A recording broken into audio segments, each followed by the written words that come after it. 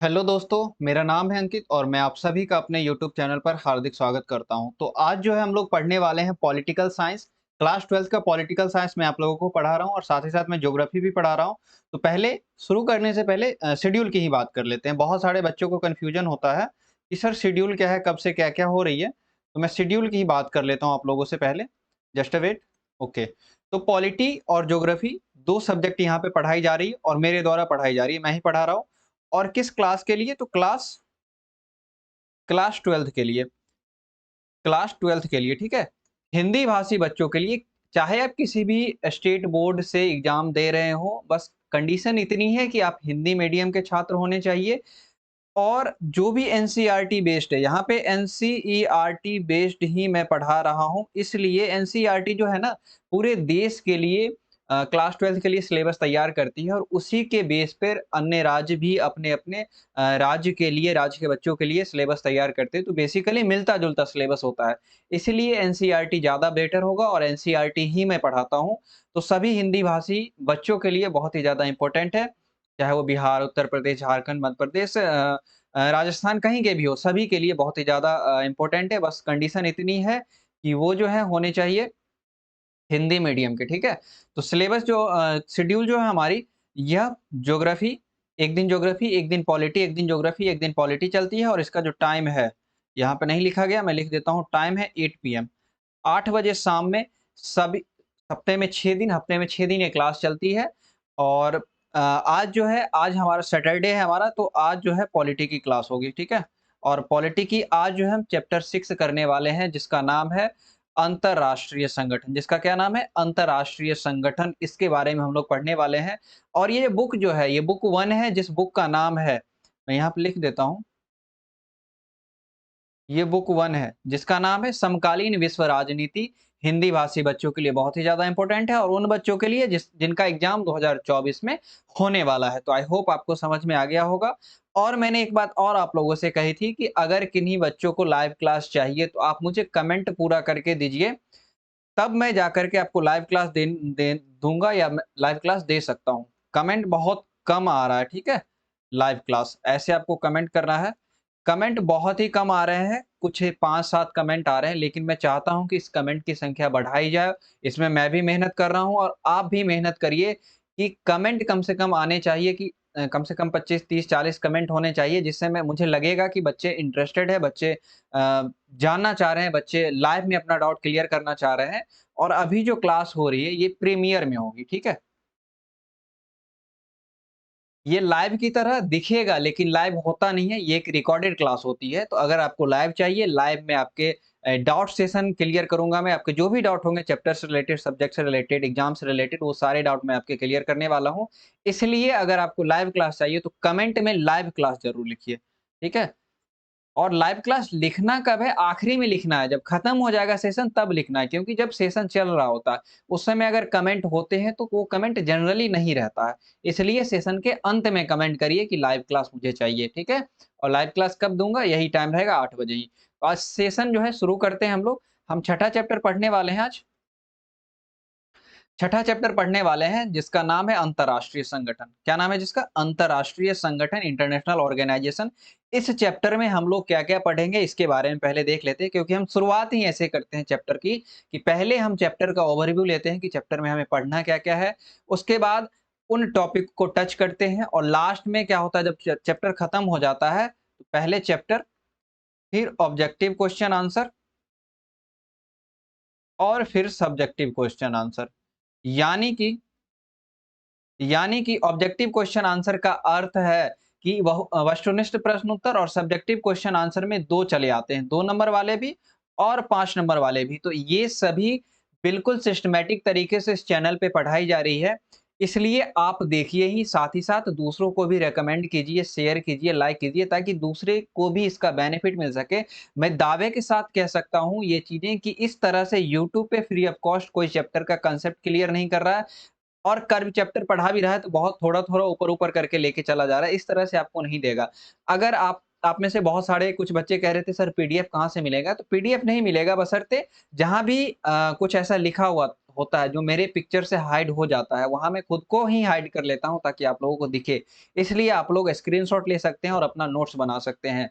आप नोट्स बनाएँ या ना बनाएँ, मेरी हमेशा रिकमेंडेशन रहती है कि जो ऑब्जेक्टिव क्वेश्चन आंसर है, जो ऑब्जेक्टिव क्वेश्चन आंसर है और जो सब्जेक्टिव क्वेश्चन आंसर है, इसके नोट्स आप ज़रूर बनाएँ, क्योंकि जब एग्ज़ाम होगा, तो उस टाइम में आपको बहुत ही ज़्यादा सहूलियत होगी, बहुत सारे सोर्स आपको नहीं इकट्ठे करने पड़ेंगे।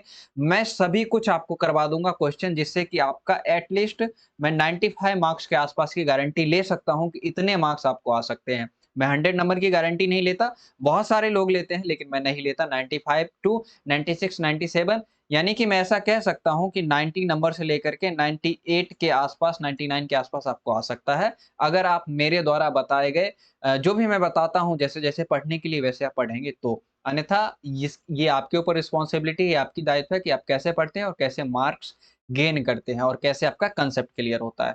तो चलिए अब आ जाते हैं अपने अध्याय में कि हमको क्या-क्या पढ़ना है। क्या-क्या पढ़ना है हमें? अंतर्राष्ट्रीय संगठन जो है, इसकी ज़रूरत क्यों होती है हमें? क्यों हमें, आपको या दुनिया के देशों को अंतर्राष्ट्रीय संगठन चाहिए? इसके बारे में बात करेंगे। उसके बाद संयुक्त राष्ट्र संघ की सुरक्षा परिषद, यूनाइटेड नेशन सिक्योरिटी काउंसिल जो है, यह क्या है? इसके बारे में भी बात करेंगे और इसमें जो बहुत ही दिनों से बदलाव की माँग की जा रही है। आपको पता होगा कि संयुक्त राष्ट्र सुरक्षा परिषद में कुल 15 मेंबर होते हैं। कुल 15 सदस्य होते हैं, जिसमें से 5 जो है अस्थायी सदस्य हैं, जिनको परमानेंट मेंबर कहा जाता है, और 10 जो है अस्थायी सदस्य हैं, जिनको नॉन परमानेंट मेंबर कहा जाता है। तो इनकी संख्या बढ़ाने को लेकर के बहुत दिनों से जो और देश हैं, दुनिया के अन्य देश हैं, वो बार-बार ये आवाज़ उठा रहे हैं। तो ऐसा क्यों हो रहा है? भारत भी ऐसा कर रहा है, तो भारत ऐसा क्यों कर रहा है? इस सब के बारे में बात करेंगे। उसके बाद यूएन या संयुक्त राष्ट्र संघ को हम शॉर्ट में यूएन भी कहते हैं। तो यूएन से भारत का जुड़ाव किस तरह का है, तथा सुरक्षा परिषद के सुधारों को लेकर उसका दृष्टिकोण, यानी कि भारत का दृष्टिकोण कैसा रहना चाहिए। सुरक्षा परिषद में बदलाव को लेकर के जो कुछ नियम है, कुछ शर्तें हैं, क्या वो भारत फुलफिल कर रहा है कि नहीं कर रहा है, इस सब के बारे में बात करेंगे। भारत क्यों चाहता है कि सुरक्षा परिषद में बदलाव किया जाए, जो परमानेंट मेंबर है या नॉन परमानेंट मेंबर है, इनकी संख्या बढ़ाई जाए। इस सब के बारे में बात करने वाले हैं। वहीं एक ध्रुवीय विश्व में संयुक्त राष्ट्र संघ की क्या भूमिका है, इसके बारे में भी बात करेंगे। आप सभी को पता है, हालाँकि अभी ऐसा कहा जा रहा है कि विश्व बहुध्रुवीय हो गई है, लेकिन फिर भी अमेरिका का जो वर्चस्व है अभी भी विश्व में कायम है। आप देख सकते हैं रूस-यूक्रेन युद्ध में किस तरह से अमेरिका और पश्चिमी देशों ने अमेरिका के प्रभाव में आकर माफ़ कीजिएगा, रूस पे प्रतिबंध लगा दिया है, सैंक्शंस लगा दिया है, जिससे रूस की अर्थव्यवस्था बिल्कुल ही तहस-नहस हो गई है। सिर्फ़ अमेरिकी देशों ने ही नहीं या यूरोपीय देशों ने ही, बल्कि एशियाई देशों ने, जापान और ऑस्ट्रेलिया ने भी, लगभग दुनिया की सभी मेजर इकोनॉमी ने, सभी मेजर पावर ने रूस पे प्रतिबंध लगाया है, और रूस की जो इकोनॉमी है, रूस की अर्थव्यवस्था है, ये रिसेशन की तरफ, मंदी की तरफ चली गई है। तो ये कहा जा सकता है अभी भी, ये इस बात से डिनाई नहीं किया जा सकता, इस बात से इनकार नहीं किया जा सकता कि अभी भी दुनिया में अमेरिका का प्रभाव नहीं है, बल्कि अभी भी दुनिया में अमेरिका का प्रभाव है। और उस एक ध्रुवीय विश्व में, चूँकि अमेरिका का इकलौता प्रभाव है, तो एक ध्रुवीय विश्व में एक संयुक्त राष्ट्र संघ की कैसी भूमिका है, इसके बारे में भी बात करेंगे।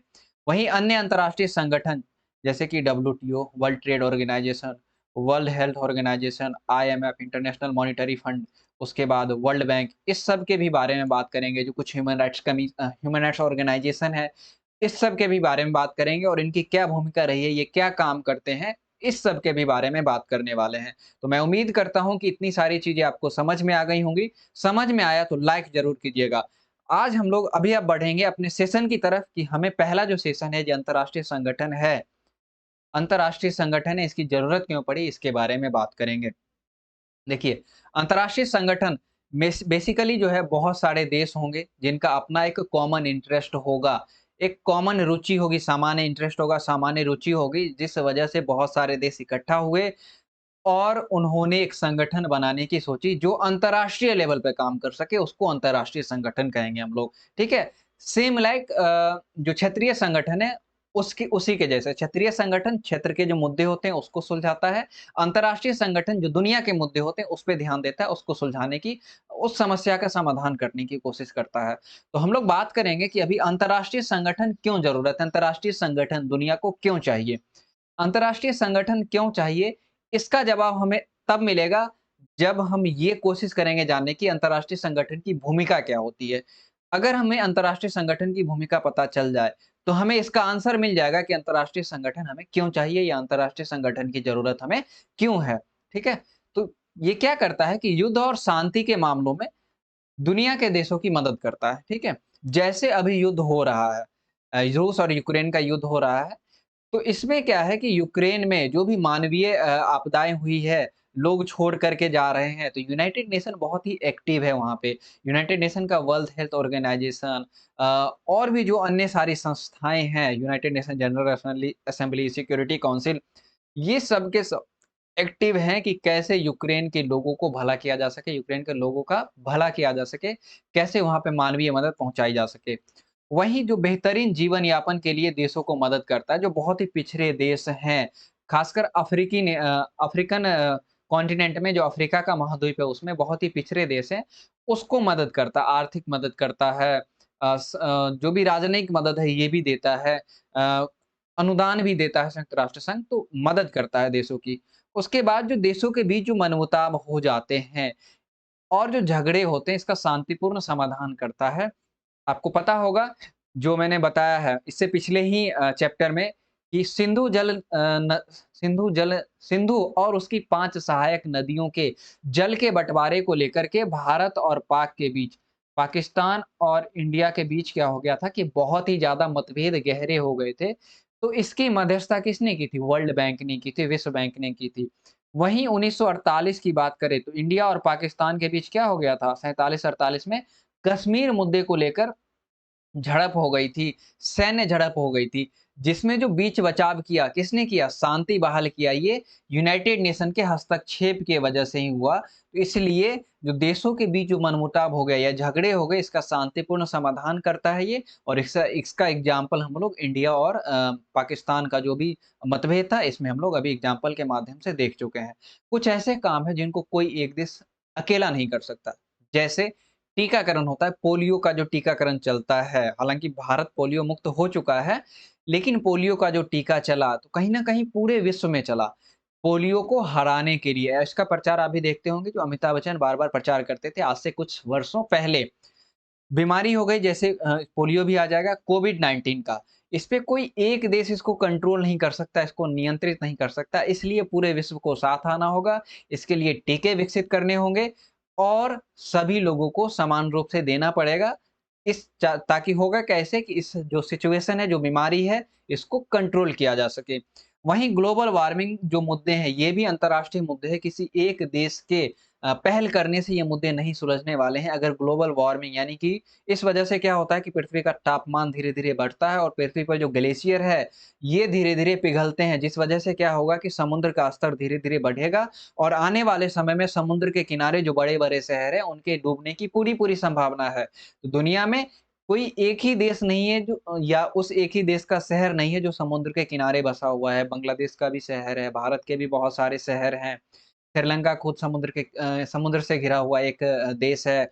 ऑस्ट्रेलिया है, जापान है, चाइना का भी है, रशिया का भी है। यूरोप के भी बहुत सारे देश हैं। फ्रांस है, उसके बाद इंग्लैंड है, अमेरिका है। तो ये इन सभी देश में बहुत सारे ऐसे शहर हैं, बड़े-बड़े शहर जो समुद्र के किनारे बसे हुए हैं और जो पृथ्वी का टेम्परेचर जो धीरे-धीरे बढ़ रहा है, इस वजह से क्या हो रहा है कि ग्लेशियर पिघल रहे हैं और ग्लेशियर के पिघलने से समुद्र का लेवल बढ़ रहा है। आने वाले समय में ऐसा हो सकता है कि बहुत सारे शहर डूब जाएँ। इसलिए दुनिया को एक साथ आना होगा, इस मुद्दे पे काम करना होगा और इसीलिए अंतर्राष्ट्रीय संगठन की ज़रूरत महसूस की गई कि अंतर्राष्ट्रीय संगठन होगा तभी तो दुनिया को एक साथ लाएगा। एक सामान्य कानून बनेंगे जिसको सभी को फ़ॉलो करना पड़ेगा। क्योंकि ये जो कानून बनाए गए हैं, ये इन्हीं देशों के द्वारा बनाए सदस्य देशों के द्वारा ही बनाए गए। इसलिए ये ज़रूरी नहीं कि उनको फ़ॉलो करना है, लेकिन एक कह सकते हैं कि सामान्य रूप से फ़ॉलो करना चाहिए, ख़ासकर जो बीमारी के मुद्दे हैं, ग्लोबल वार्मिंग के मुद्दे हैं, युद्ध के मुद्दे हैं, इस सब पे। तो मैं उम्मीद करता हूँ कि आपको समझ में आ गया होगा कि अंतर्राष्ट्रीय संगठन की ज़रूरत क्यों है हमें या आपको या दुनिया को। आई होप आपको समझ में आ गया होगा। उसके बाद बात करते हैं कि संयुक्त राष्ट्र संघ का जो विकास है अंतर्राष्ट्रीय संगठन के रूप में यूएन, यूनाइटेड नेशन या यूएनओ कहेंगे पूरा तो यूनाइटेड नेशन ऑर्गेनाइजेशन संयुक्त राष्ट्र संघ, इसकी ज़रूरत क्यों पड़ी? आप सभी को पता है जो पहला विश्व युद्ध हुआ था, पहला विश्व युद्ध कब हुआ था? 1914 से लेकर के 1918 के बीच हुआ था। इस दौरान दुनिया ने बहुत ही बड़ी विभीषिका देखी, इतना ज़्यादा मार-काट हुआ, इतनी ज़्यादा प्रॉब्लम हुई, इतनी ज़्यादा त्रासदी हुई, बहुत सारे लोग, लाखों लोग मारे गए और जब ये युद्ध खत्म हुआ, तो दुनिया के देशों ने ये एहसास किया कि इस तरह की विभीषिकाओं से बचने के लिए या भविष्य में ऐसी कोई विभीषिका ना हो, ऐसी कोई दुर्घटना ना हो, ऐसा कोई युद्ध ना हो, इससे बचने के लिए एक अंतर्राष्ट्रीय संगठन की ज़रूरत है और इसी सिलसिले में 1920 में लीग ऑफ नेशन का गठन होता है। एक अंतर्राष्ट्रीय संगठन के रूप में। हालाँकि जो होता है शुरुआती सफलता के बावजूद ये बहुत ही ज़्यादा शुरू में सफल होता है, लेकिन फिर भी जिस मकसद से इसका गठन किया गया था वो पूरा नहीं हुआ और द्वितीय विश्व युद्ध को यह रोकने में नाकाम रहा, नाकामयाब रहा था। और द्वितीय विश्व युद्ध कब हुए थे? तो 1939 से लेकर के 1945 तक। आई होप शायद आपको नहीं दिख रहा होगा। 1939 से लेकर के 1945 तक हुए थे। संयुक्त राष्ट्र संघ की जो स्थापना हुई है, ये लीग ऑफ नेशन के उत्तराधिकारी के रूप में, यानी कि लीग ऑफ नेशन में जो-जो कमियाँ थी, लीग ऑफ नेशन क्यों नहीं द्वितीय विश्व युद्ध रोक पाया, इस पर ध्यान देते हुए 1945 में 1945 में संयुक्त राष्ट्र संघ की स्थापना की गई।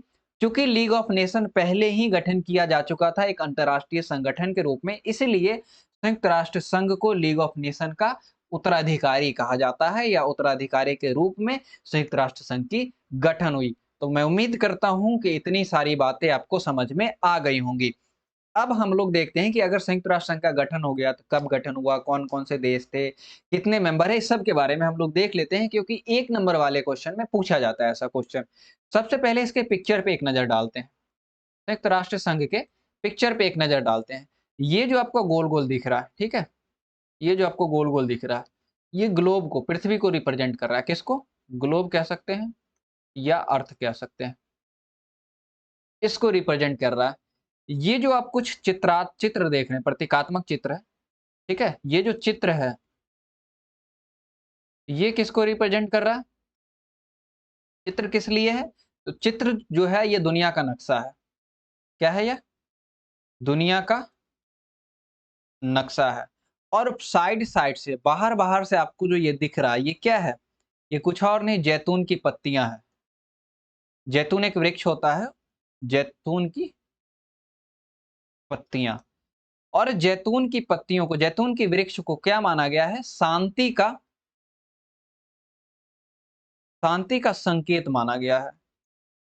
तो इसलिए देखिए एग्ज़ाम में पूछता नहीं है, लेकिन जो मैप है क्यों बना है? जैसे आसियान ने मैप बनाया था, तो आसियान ने भी जो मैप बनाया था उसमें उस मैप के अंदर क्या है कि धान धान की जो शीष होती है ना, उसको रिप्रेजेंट किया गया है, वो भी एक शांति के रूप में रिप्रेजेंट किया गया है। तो ये जो है ना जैतून की पत्तियाँ, ये भी एक शांति का संकेत है कि विश्व में शांति बहाल हो सके, इसलिए यूनाइटेड नेशन का गठन किया गया। आउटर बाउंड्री हमें ग्लोब या अर्थ दिखाती है और अंदर का जो चित्र है, ये हमें दुनिया का नक्शा दिखाता है कि दुनिया ऐसी है। तो आई होप आपको समझ में आ गया होगा कि क्यों इस तरह का जो है लोगो है या यूँ कह सकते हैं जो पिक्चर है, ये डिज़ाइन किया गया संयुक्त राष्ट्र संघ के लिए। अब आ जाते हैं इसकी स्थापना पे, कब हुई थी? 24 अक्टूबर 1945 को। पूछता है कि संयुक्त राष्ट्र संघ की स्थापना कब हुई थी? आपको ऑप्शन दे देगा, ईस्वी भी दे सकता है, कभी-कभी महीना और वर्ष दोनों दे देता है और कभी-कभी दिन, महीना और वर्ष ये भी दे देता है ऑप्शन में। तो आपको ध्यान रखना है 24 अक्टूबर 1951। स्थापना के वक़्त इसके सदस्य जो थे, जिनको संस्थापक सदस्य कहेंगे या हस्ताक्षरकर्ता सदस्य या हस्ताक्षरकर्ता देश कहेंगे, ये 51 थे। लेकिन वर्तमान सदस्यों की संख्या 193 और प्रत्येक सदस्य को 1 वोट का अधिकार है। यानी कि एक देश 1 वोट कर सकता है। इसका मुख्यालय कहाँ है? अमेरिका में, और अमेरिका में भी कहाँ है? न्यूयॉर्क शहर में, ठीक है? अमेरिका की राजधानी वाशिंगटन डीसी है, ध्यान रखिएगा। न्यूयॉर्क अमेरिका की राजधानी नहीं है। अमेरिका के न्यूयॉर्क शहर में इसका मुख्यालय है और इसके वर्तमान महासचिव है एंटोनियो गुटेरेस, ठीक है? जो वर्तमान महासचिव है, ये 9वें महासचिव है। ये 9वें महासचिव है। भारत जो इसका सदस्य बना था सिर्फ 6 दिन बाद, 24 अक्टूबर 1945 को इसका गठन हो जाता है और भारत 30 अक्टूबर 1945 को इसका सदस्य बनता है। तो ये भी पूछा जाता है कि भारत संयुक्त राष्ट्र संघ का सदस्य कब बना? तो आपको इसमें से जो भी इन्फॉर्मेशन दी गई है, इतनी सारी इन्फॉर्मेशन, ये आपको ध्यान रखना है, इसमें से कुछ भी आपको पूछा जा सकता है। ये पूछे जाने की पूरी-पूरी संभावना, मैं टिक लगा देता हूँ आपको, ठीक है? ये वर्तमान सदस्य पूछे जाने की पूरी-पूरी संभावना है। कब स्थापना हुई थी इसकी ये पूछे जाने की संभावना है। मुख्यालय पूछा जाता है, महासचिव पूछे जाते हैं और महासचिव कुछ प्रमुख महासचिव हुए इसके बारे में भी हम बात करेंगे अभी।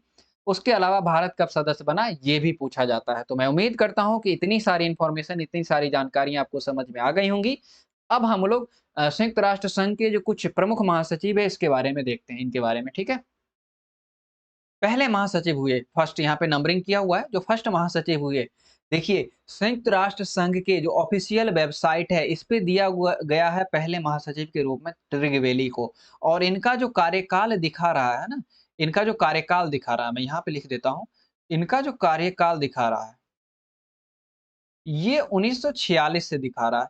जबकि मैंने अभी आपको बताया कि इसका जो गठन हुआ था 1945 में हुआ था और एक व्यक्ति 1945 से लेकर ट्रिगवेली के संयुक्त राष्ट्र संघ के महासचिव बनने तक वो व्यक्ति इसके महासचिव रहे थे। लेकिन उनका ज़िक्र संयुक्त राष्ट्र संघ अपने ऑफ़िशियल वेबसाइट में नहीं करता है और ना ही एनसीईआरटी ऐसे लिखती है, इसलिए हम लोग पहला जो महासचिव मानेंगे, ये ट्रिगवेली को मानेंगे और किस देश से संबंधित है, तो नॉर्वे से संबंधित थे। तीसरे महासचिव हुए यूथाट और कहाँ के थे? म्यांमार के थे। क्यों ये इम्पोर्टेंट है? क्योंकि ये एशिया के पहले ऐसे व्यक्ति थे जो संयुक्त राष्ट्र संघ के महासचिव बने, प्रथम एशियाई व्यक्ति, प्रथम एशियाई व्यक्ति। इसलिए इम्पोर्टेंट हो जाता है कि इनका नाम याद रखना। शायद नहीं दिख रहा होगा आपको। प्रथम एशियाई व्यक्ति इसलिए ध्यान रह जाता है इनका नाम लिखना क्योंकि ये पूछता है कि वो कौन प्रथम एशियाई व्यक्ति थे जो संयुक्त राष्ट्र संघ के महासचिव बने। तो यूथाथ या यू ऐसा भी पूछा जाता जाता है कि यूथाथ का संबंध किन देशों से है? तो म्यांमार से है। 8वें कौन बने थे? 8वें बने थे बान की मून और ये कौन थे? कहाँ से थे? दक्षिण कोरिया से। तो ऐसा पूछा जाता है कि एशिया से या एशिया महाद्वीप से, ठीक है? संयुक्त राष्ट्र संघ के महासचिव बनने वाले दूसरे एशियाई व्यक्ति कौन है? तो दूसरे एशियाई व्यक्ति हो गए बान की मून। मैं यहाँ पे लिख देता हूँ दूसरे एशियाई व्यक्ति, ठीक है? दूसरे एशियाई व्यक्ति कहने का अर्थ है एशिया मूल के व्यक्ति, ठीक है? एशिया महाद्वीप के रहने वाले और कहाँ के? दक्षिण कोरिया के थे और 9वें जो हुए जो वर्तमान में है एंटोनियो गुतेरेस, ये वर्तमान में अभी भी है। वर्तमान में हैं अभी तक और ये कहाँ के रहने वाले हैं? पुर्तगाल के, तो यह भी ध्यान रखिएगा। कुल 4 इम्पोर्टेंट संयुक्त राष्ट्र संघ के महासचिव है, ट्रिगवेली पहले, यूथाट जो हो गए तीसरे, 8वें हो गए बान की मून और 9वें हो गए एंटोनियो गुटेरेस। सबके बारे में मैंने आपको बता दिया है और क्यों ट्रिगवेली को अन्य जगहों पे सेकंड दिखा रहा है, इसके अलावा फर्स्ट स्थान पे किसी और को दिखा रहा है, लेकिन यूनाइटेड नेशन के जो ऑफिशियल वेबसाइट है और हमारी एनसीईआरटी ये ट्रिगवेली को पहला यूनाइटेड नेशन महासचिव मानती है। तो मैं उम्मीद करता हूँ कि आपको इतनी बातें समझ में आ गई होंगी। अब हम लोग देखते हैं कि संयुक्त राष्ट्र संघ का यूनाइट अंतर्राष्ट्रीय संगठन क्यों बनाने चाहिए? हमने ओवरऑल बात की है कि अंतर्राष्ट्रीय संगठन क्यों बनाने चाहिए, लेकिन अब हम लोग बात करेंगे कि संयुक्त राष्ट्र संघ बनाया गया, इसके उद्देश्य क्या है? इसके बनाने के पीछे का मकसद क्या है? ये हम लोग देखते हैं। तो संयुक्त राष्ट्र संघ के जो उद्देश्य हैं, इसके बनाने के पीछे का जो मकसद है, ये हम लोग देखते हैं कि जो अंतर्राष्ट्रीय झगड़े होते हैं, इसको रोकना और राष्ट्रों के बीच सहयोग की राह दिखाना या सहयोग कायम करना। प्रेजेंट टाइम में अभी जो झगड़ा हो रहा है यूक्रेन और रसिया के बीच, तो यूनाइटेड नेशन इसको रोकने में नाकामयाब है क्योंकि रसिया के पास वीटो है। अगर रसिया के पास वीटो नहीं होता तो ऐसी पूरी संभावना थी कि युद्ध रुक सकता था। और जो राष्ट्रों के बीच है ये सहयोग कायम करना। आपको याद होगा कांगो संकट, जो मैंने आपको पढ़ाया था पहले या दूसरे चैप्टर में। कांगो संकट में यूनाइटेड नेशन के महासचिव ने ही अध्यक्षता की थी, मध्यस्थता की थी उसकी, जिस वजह से वो संकट टल गया था। तो ये इम्पोर्टेंट इसका रोल रहता है यूनाइटेड नेशन का। जो सामाजिक आर्थिक विकास की जो संभावनाएँ हैं, इसको बढ़ावा देना, क्योंकि यूनाइटेड नेशन का ऐसा मानना है कि दुनिया में जो भी झगड़े हो रहे हैं, ये झगड़े का जो मूल है, वो कहीं न कहीं सामाजिक आर्थिक विकास है। क्यों रसिया जो यूक्रेन पे हमला कर रहा है? क्योंकि उसका जो इंटरेस्ट है, उस क्षेत्र में है, यूक्रेन के क्षेत्र में। क्योंकि यूक्रेन को रसिया बफर ज़ोन के रूप में देख रहा है नाटो और रसिया के बीच में। यूक्रेन को रसिया ने मना किया था कि आप नाटो जॉइन नहीं करिए, लेकिन यूक्रेन माना नहीं और नाटो के जॉइन करने से पहले रसिया ने यूक्रेन पर हमला कर दिया। अगर नाटो में यूक्रेन शामिल हो जाता, तो नाटो की जो भी फ़ोर्स हैं, ये यूक्रेन में आ जाती और नाटो के मिसाइल ये सभी यूक्रेन को दे दिए जाते हैं बहुत सारे मिसाइल, और अमेरिका का इसमें बहुत ही बड़ा इंटरेस्ट है। अमेरिका रसिया को घेरने के चक्कर में लगा हुआ है, इसलिए रसिया ने इस स्थिति को भाँप लिया और यूक्रेन पे युद्ध सौंप दिया, युद्ध लाद दिया। रसिया इसको स्पेशल मिलिट्री ऑपरेशन कहता है, लेकिन दुनिया में इसको युद्ध के नाम से जाना जा रहा है, ठीक है? उसके बाद ऐसे झगड़े को रोकना ऐसे झगड़े को रोकना जो आगे चलकर युद्ध का रूप ले सकते हैं। मान लीजिए कोई ऐसा झगड़ा है, मान लीजिए जैसे भारत और पाकिस्तान के बीच कुछ मुद्दे पे झगड़े चल रहे हैं, मतभेद है, भारत-चीन के बीच है, तो यहाँ पे संयुक्त राष्ट्र संघ का रोल हो सकता है कि वह ध्यान रखे कि भारत और पाकिस्तान के बीच भविष्य में कोई युद्ध ना हो पाए, क्योंकि युद्ध जो है एक त्रासदी लाती है। युद्ध से किसी भी देश का भला नहीं होता। अगर मान लीजिए कल को पाकिस्तान बर्बाद हो गया, पाकिस्तान के पास वैसे भी कुछ नहीं है, लेकिन हिंदुस्तान को भी बहुत ही ज़्यादा लॉस होगा। सिर्फ़ पैसे की क्षति नहीं होगी, जान और माल दोनों की क्षति हो जाएगी, यानी कि पैसा भी जाएगा और जो सैनिकों की है शहादत ये भी जाएगी, चाहे कम जाए, ज़्यादा जाए लेकिन जाएगी। इसलिए यूनाइटेड नेशन जो चाहता है कि इस तरह के झगड़े ना हो, जो भी मतभेद हो रहे हैं, वो बातचीत के ज़रिए ही सुलझा लिए जाए। तो मैं उम्मीद करता हूँ कि आपको पता चल गया होगा कि इसके उद्देश्य क्या-क्या हैं। उसके बाद हम बात करेंगे संयुक्त राष्ट्र संघ के जो ऑर्गन है, संयुक्त राष्ट्र संघ के जो प्रमुख अंग है, जो 6 अंग है, इसके बारे में बात करेंगे। एक बार अगर इतना समझ में आ गया, मैं इतना एफर्ट लगा रहा हूँ आप लोगों के लिए, तो कम से कम लाइक ज़रूर कर दीजिएगा, मुझे अच्छा लगेगा, और कमेंट भी ज़रूर करिएगा कि सेशन कैसा लगा आपको। उसके बाद हम लोग देखते हैं संयुक्त राष्ट्र संघ के जो प्रमुख अंग है, इसके बारे में देखते हैं। कुल 6 प्रमुख अंग है। आपको नहीं दिख रहा होगा, यहाँ पे मैं अपने आप को हाइड कर रहा हूँ। कुल 6 प्रमुख अंग है। संयुक्त राष्ट्र महासभा, ठीक है? संयुक्त राष्ट्र के जो यूएन के अंग है, तो जो संयुक्त राष्ट्र जो मेन वर्ड है, ठीक है? संयुक्त राष्ट्र, इस सब में आपको नहीं दिख रहा होगा। देखो, महासभा का पूरा नाम है संयुक्त राष्ट्र महासभा, सुरक्षा परिषद का पूरा नाम है संयुक्त राष्ट्र सुरक्षा परिषद। उसी तरह और सबके भी पूरे नाम, सचिवालय का पूरा नाम है संयुक्त राष्ट्र सचिवालय। संयुक्त राष्ट्र secretarial, United nation secretarial English में कहा जाता है। क्योंकि यूएन यहाँ पे लिखा ही गया है, इसलिए मैं आप लोगों के लिए यहाँ पे लेकर के नहीं आया हूँ, और यूनाइटेड नेशन की वेबसाइट पे भी ऐसे ही लिखा गया है, ठीक है? तो इसका जो 6 अंग है, कौन-कौन से अंग है? महासभा है, सुरक्षा परिषद है, आर्थिक एवं सामाजिक परिषद है, न्यास परिषद है, अंतर्राष्ट्रीय न्यायालय है और सचिवालय है, ठीक है? तो इसका काम क्या-क्या है? बेसिकली इन सभी का काम क्या-क्या है? बेसिक काम, जो मूल काम है, इसके बारे में हम लोग बात करेंगे। और जो भी काम है इनके उसके नीचे में ही लिखा गया है, इसलिए आपको 2 कलर से लिखा हुआ मिल रहा होगा, ब्लू और रेड। महासभा का काम क्या है? जो कोई मुद्दे आते हैं महासभा के सामने, तो उसपे वो विचार-विमर्श करेगी और उस मुद्दे के लिए नीति निर्धारण करेगी, यानी कि कानून बनाएगी। तो ये काम हो गया बेसिकली किसका? महासभा का।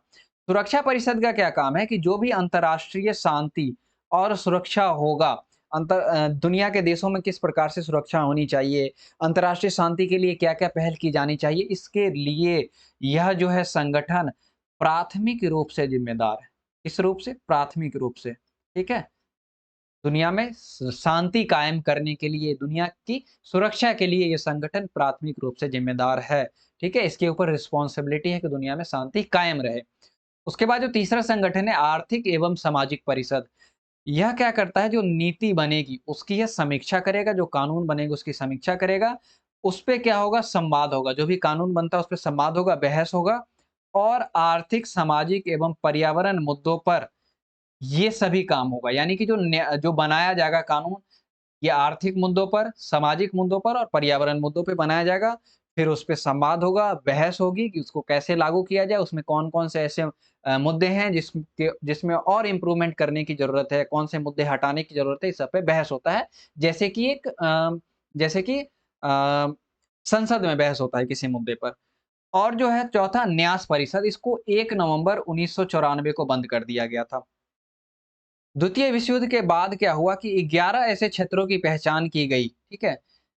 जिसमें स्वायत्तता नहीं थी, यहाँ की वहाँ के लोगों के द्वारा, वहाँ के जनताओं के द्वारा उस पर स्वायत्तता नहीं थी, वहाँ वहाँ सत्ता नहीं थी। सिंपल सी बात कह सकते हैं, वहाँ पे सत्ता नहीं थी। तो क्या हुआ कि जो यूनाइटेड नेशन सिक्योरिटी काउंसिल के जो 5 परमानेंट मेंबर हैं, 5 अस्थायी सदस्य हैं, इनको ये रिस्पॉन्सिबिलिटी दी गई कि उन स्वायत्त क्षेत्रों को आपके अंतर्गत रखा जा रहा है और आप इसका ठीक तरीके से देखभाल करेंगे, लोकतांत्रिक तरीके से देखभाल करेंगे, तब तक देखभाल करेंगे जब तक कि वहाँ पे स्वायत्ता नहीं हो जाती या वहाँ पे सरकार बहाल नहीं हो जाती। ये काम 31 अक्टूबर 1994 तक कंप्लीट हो गया, इसलिए 1 नवंबर 1994 को बंद कर दिया गया।